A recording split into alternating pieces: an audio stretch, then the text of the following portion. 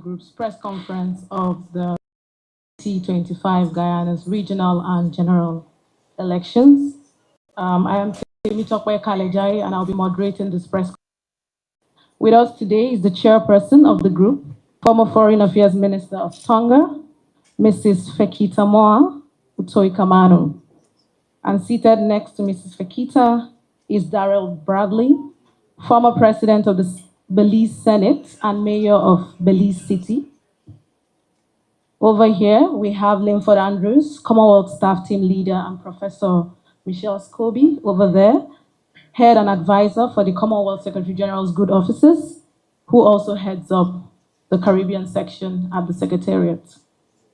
Mrs. Fekita will now read the group's interim statement, after which we'll take questions from journalists. Over to you, Mrs. Chairman. Good morning to you, people of the Cooperative Republic of Guyana, members of the Diplomatic Corps, fellow observers, members of the media, ladies and gentlemen. Thank you for joining us at this Commonwealth Observer Group's conference, where I will now present the interim assessment of the electoral process by the Commonwealth Observer Group. The Commonwealth is honored to have been invited by the government of the Cooperative Republic of Guyana to observe these significant elections. This is an interim statement that provides an initial assessment of our findings. The final report of this Commonwealth Observer Group, with our full findings on the entire process and our recommendations, will be submitted to the Commonwealth Secretary General in months. The Commonwealth Observer Group, the COG, was constituted by the Secretary General, Shirley Botchway, following an invitation from the Government of Guyana to observe the 2025 general and regional elections. The group notes the strong history of Commonwealth engagement with Guyana. This is the 8th consecutive election that the Commonwealth has been invited to observe in Guyana since 1992. The Commonwealth has provided high-level good officers and technical support for elections over the years, including the deployment in 2020 and 2025 of 2 senior electoral experts, Dr. Afari Gayen, former chairperson of the Electoral Commission of Ghana, and Dr. Saeed, former Chief Election Commissioner of India, to support the Guyana Elections Commission. The group's mandate is to offer an impartial assessment of the entire electoral process, to consider the factors contributing to or affecting the credibility of the electoral process, and to determine whether the elections have been conducted according to standards for democratic elections set out in the Declaration of Principles for International Election Observation and in the 2018 revised guidelines on Commonwealth election observation, to which Commonwealth members countries are committed. Our teams were deployed to 7 electoral districts across Guyana, regions 2, 3, 4, 5, 6, 9, and 10. Let me begin with the pre-election environment. The group met with the President, the Vice President, Ministers of Government, representatives of political parties, candidates, GCOM, the police force, the Ethnic Relations Commission, several government and private sector agencies, representatives of indigenous communities and of trade unions, the Commonwealth diplomatic community, representatives of international organizations, other election observer missions, the media, religious, women and youth organizations, academia, and civil society. We were informed that elections are often marked by ethnic polarization that contributes to a charged political atmosphere. The group commends the calls made by the President, GCOM, and leaders of other political parties in the days before the election for peace and national unity, and hopes that this message would continue to resonate in the post-election environment. We note that this election occurred in the context of significant GDP growth, which has grown fivefold over the past 5 years to US 26 billion. This election also has seen the emergence of new political parties such as Assembly of Liberty and Prosperity, Forward Guyana Movement, and We Invest in Nationhood. We commend GCOM for the approval of the appointment of agents from the Alliance for Change, ALP, FGM, and WIN political parties on the 30th of August, despite these parties missing the statutory timeline for the submission of these applications. This contributed to the integrity of the electoral process. Perceptions of fairness. The fundamental rights of candidates, political parties, and their supporters to assemble and campaign appear to have been largely observed. We note with concern complaints from some of the newer parties on what they perceived as delays or refusal of permissions to hold rallies or travel to locations outside of Georgetown for campaign purposes. The group was also made aware of allegations of intimidation of public sector workers, local business owners, members of civil society groups, and community members who reportedly feared losing employment or economic opportunities if they failed to demonstrate support for a particular party. The group applauds the government's work on the harmonization of legislation to update and clarify the legal framework for elections through the representation of the People's Act, Act 25 of 2022, and the National Registration Amendment Act, Act 26 of 2022. The group applauded the peaceful and largely technically well-managed conduct of the disciplined forces voting that took place on the 22nd of August. We recommend the consideration of extending this facility to other essential service workers. The group found that the role of civil society, an important mechanism for transparency, accountability, and democracy in Guyana, could be significantly strengthened. Coverage of the election was provided across television, radio, and print media. However, there were concerns raised about the disproportionate coverage of the governing party by the state media. We recommend legislation to provide equitable access for all candidates and political parties. We also note with concern that some members of the private media had reportedly self-centered for fear of victimization. All political parties leverage social media platforms.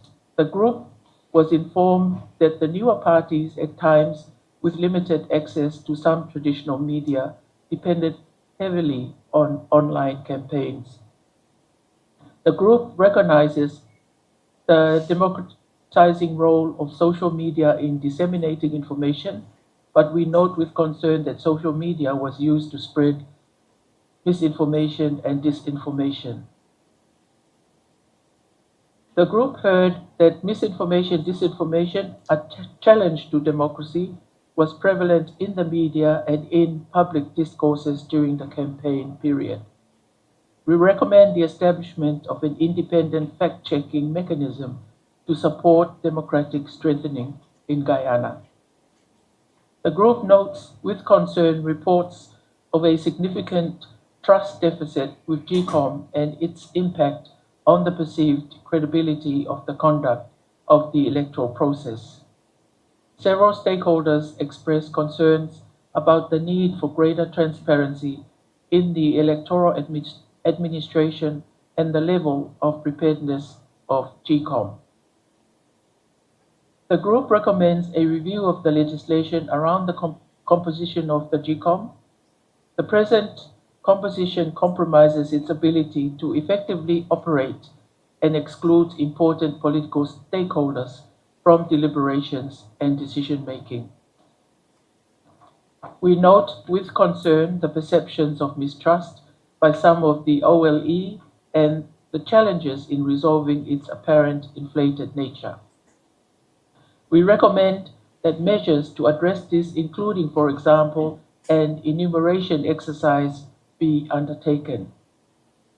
We note the absence of disaggregated data on the number of women, youth, and persons with disabilities and recommend that this be collated and published. We note that in response to complaints about the non-adoption of biometric verification technologies, which help verify voter identity, GCOM stated that it faced technical, legislative, and administrative challenges and was unable to employ biometric verification for electors in these elections. We recommend that early in the new election cycle, consideration be again given to the adoption of this technology. The 2022 population housing census data was not published. Some stakeholders suggested that the availability of this data may have contributed to improving perceptions of transparency in the electoral system. The group is encouraged by the efforts by GCOM in the last month to improve its communication, supported also by UNDP and others, and recommends further strengthening its engagement with all stakeholders. We recommend measures to foster greater inclusion and support for the smaller and newer parties to enable them to better participate in the electoral process. We note the value of the adoption of media codes of conduct as used in past elections to encourage good practices by the media. We recommend a code of conduct be drafted in consultation with relevant media stakeholders. We further recommend that GCOM improves and has more regular interaction with the media.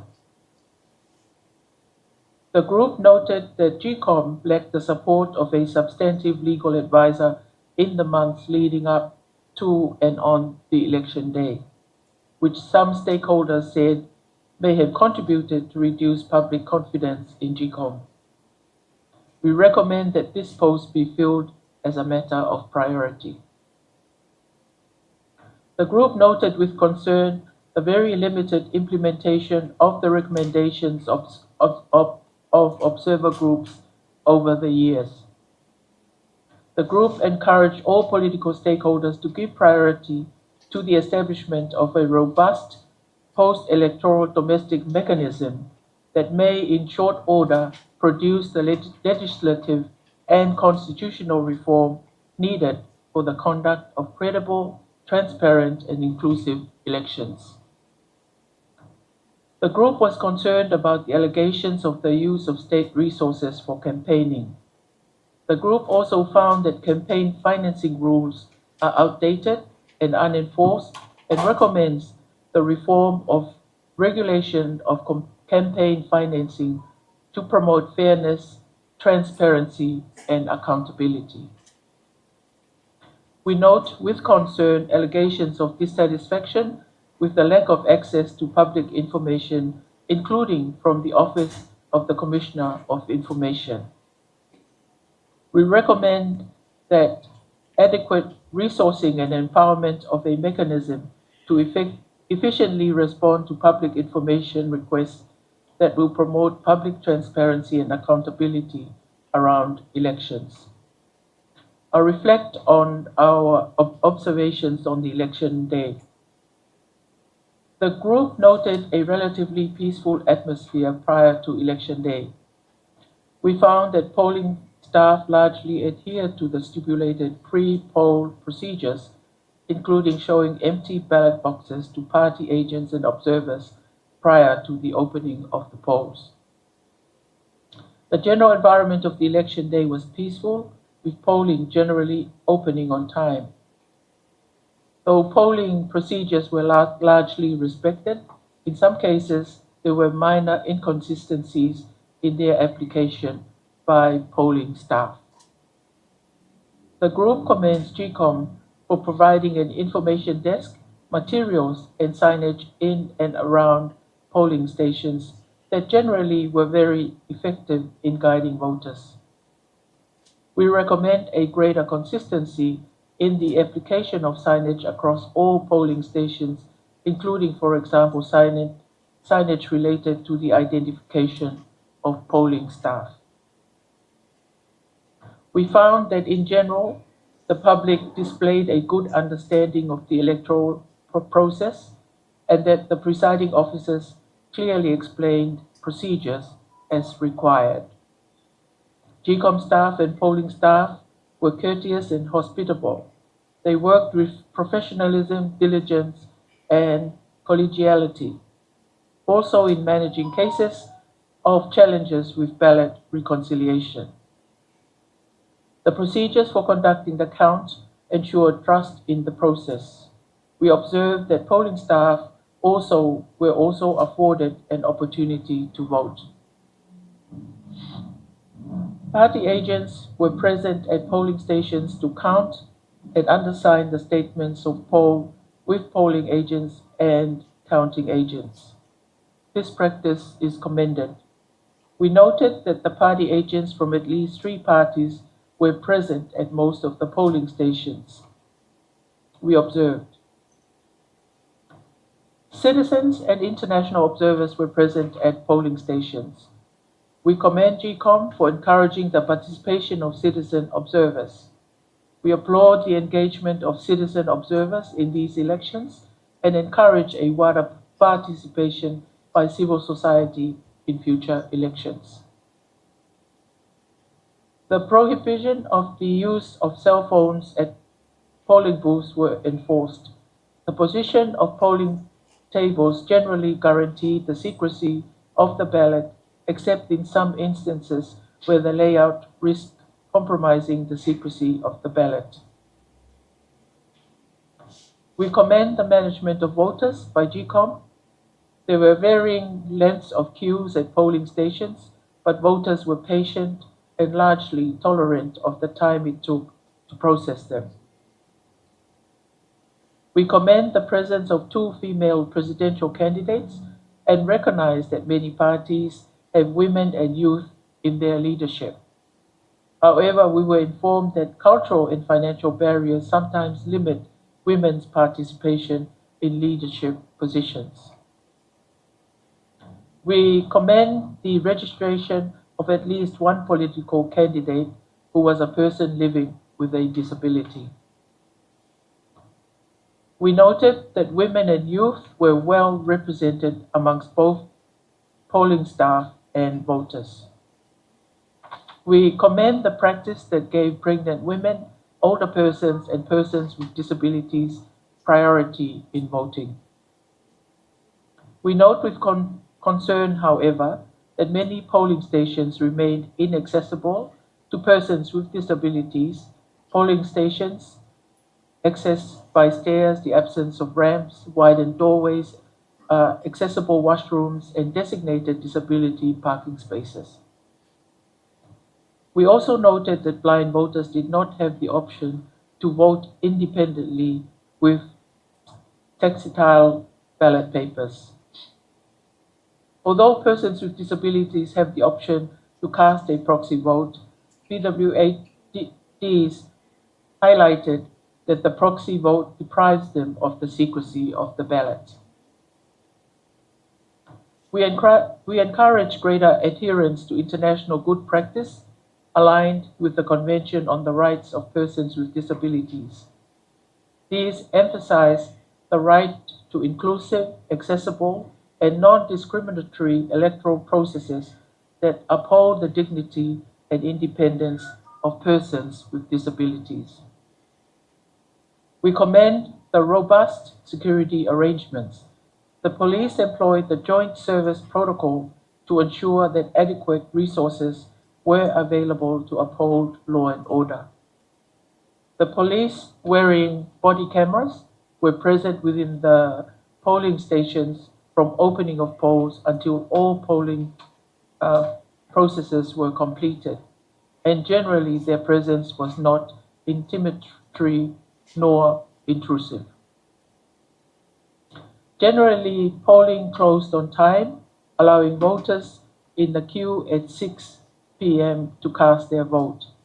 We observed the counting of ballot papers.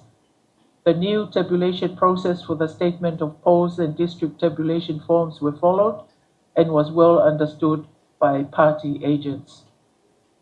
The ascertainment of votes, result tabulation, and verification were conducted with transparency and professionalism, and party agents were given copies of statements of poll.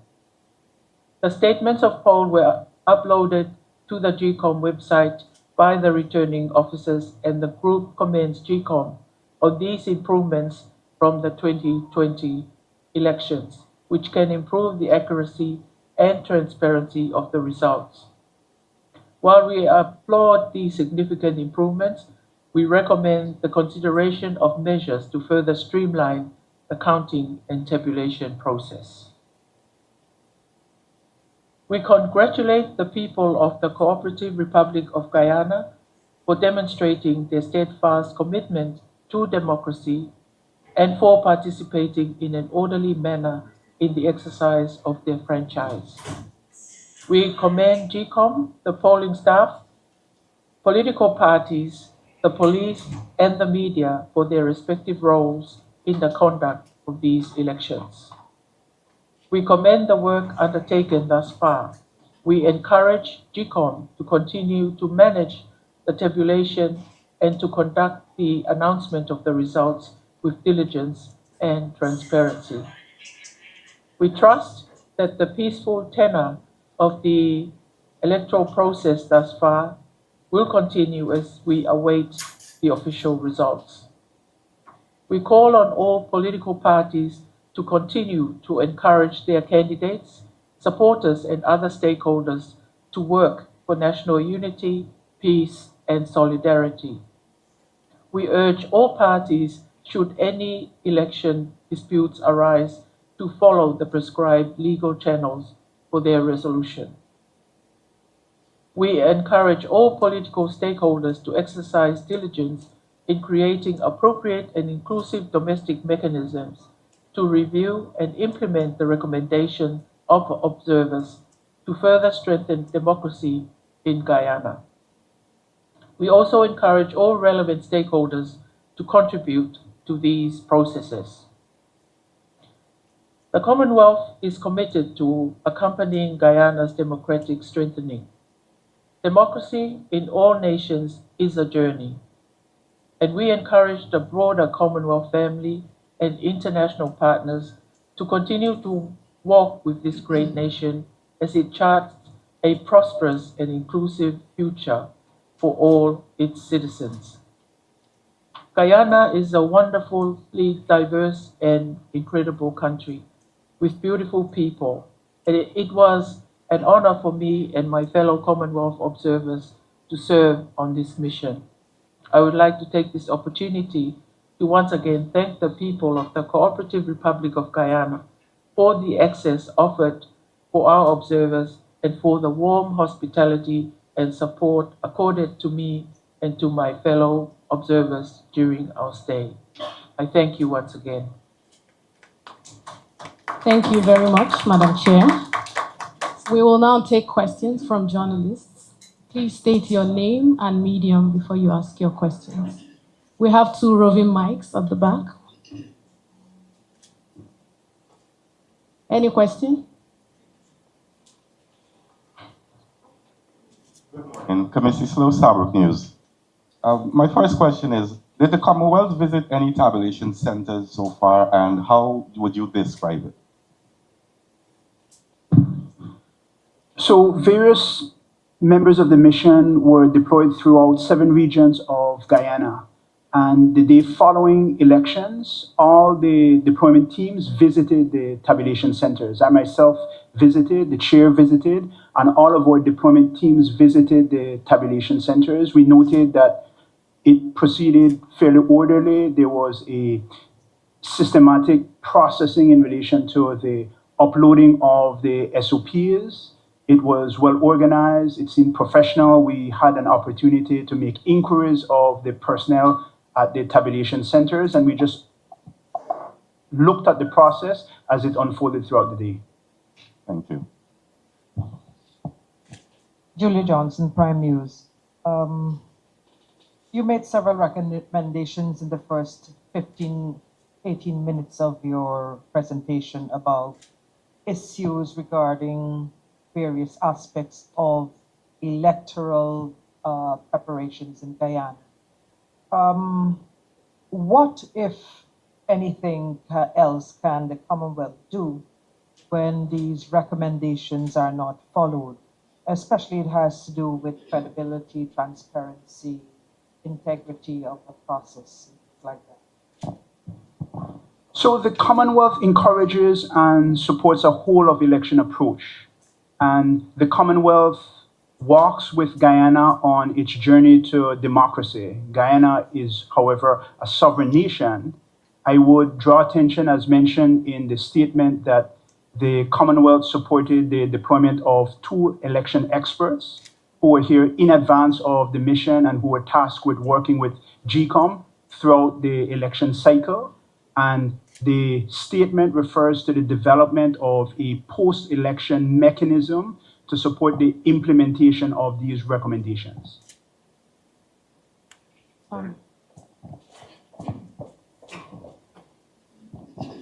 Dennis Chabot, Demerara Williams.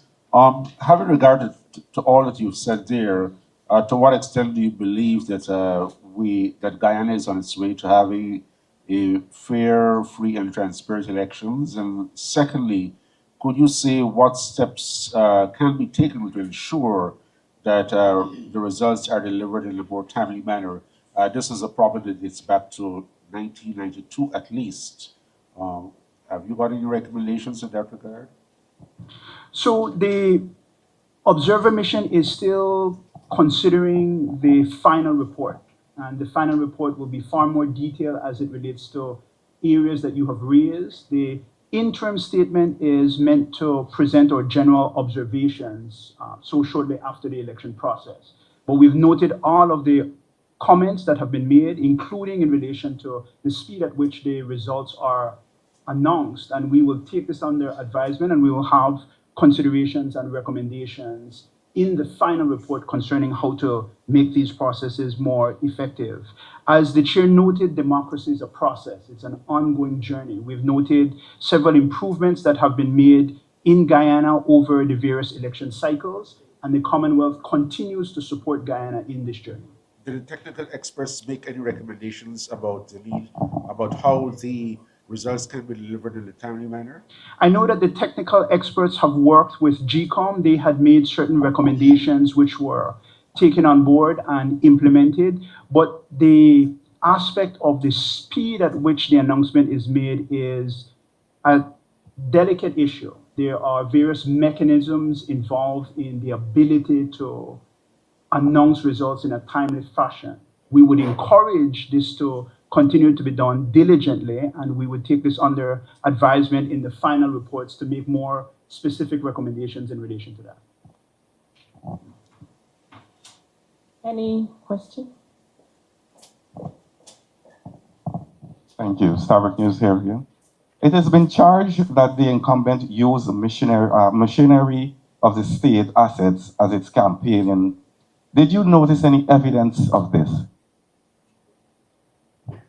As was mentioned in the interim statement, we noted concerns in relation to the use of state media. In relation to our final report, we would elaborate more on this. We noted that observation. The observers would consider this and broaden this out and make recommendations in relation to, as you heard the chair mention, campaign financing and so forth. Thank you.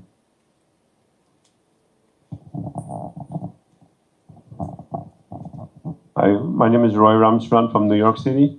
How many polling stations that your observers attend to? And if there was any issues, who do you report any problem to on polling day?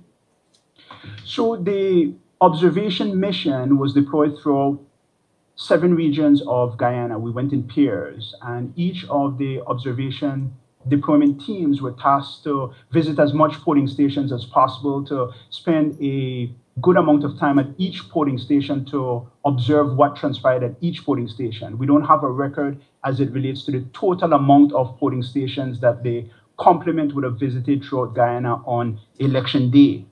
The second question related to who do we report to if there's an issue on the polling station? So I just want to make the point that we are election observers. We're not election monitors, and we follow a ethical code that informs us not to interfere with the election process. We are here to have an informed, impartial, independent assessment as it relates to the conduct of these elections, and we make our report in a formal way as released by this interim statement and our final substantive report. So we do not interfere in the elections. I was understand that one member of a political party were trying to sell votes at one of the polling stations. Do you know about that? We didn't receive any specific reports in relation to the issue that you're raising, but what I would say is that we are collecting our observations. We have met as a team. We went pretty late last night in finalizing the interim statement, and we're continuing to collect our findings, and you will see a more robust analysis of what we observed and more detailed recommendations in the final report. And when will you be able to give out the final report? So the timeline for the issuance of the final report is roughly 3 months from the date that we are deployed to Guyana. Thank you. Thank you very much. Any more questions? Questions? Okay, thank you very much. We have come to the end of our press conference. Just to note that the EU will be holding their press conference at Pegasus, so if journalists can head there now. Thank you very much.